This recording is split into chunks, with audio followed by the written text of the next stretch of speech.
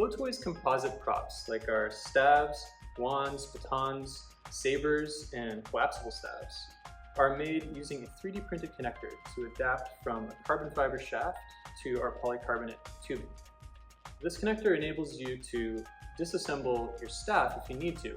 It's not something you want to do all the time because it can wear down the buttons that hold the tube on, so I wouldn't do it for just charging or just on a whim to make it a little bit easier to travel, but if you need to collapse your staff or other prop to fit it into a suitcase or into your backpack to enable you to go out and flow with it, totally worth it.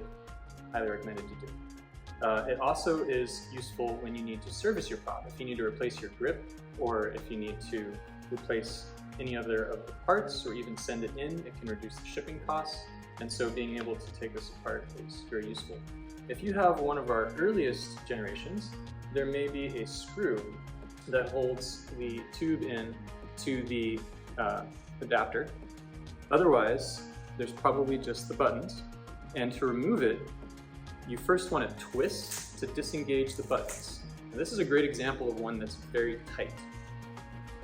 We have these kind of grippers that we include to help people with very tight caps, and collapsible staves to help get in that tube if you need a little extra grip. A jar gripper or a piece of rubber or something like that can be really helpful. If you really need help, find a strong person or two so you can really wrench on it.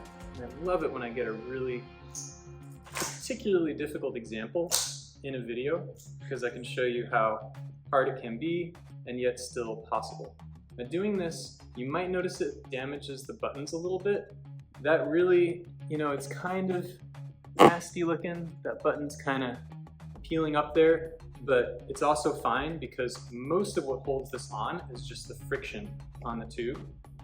And so the button getting a little damaged or worn down is not really going to matter. When you put it back together, you just move it until the buttons are in the right spot there, and that should hold up well.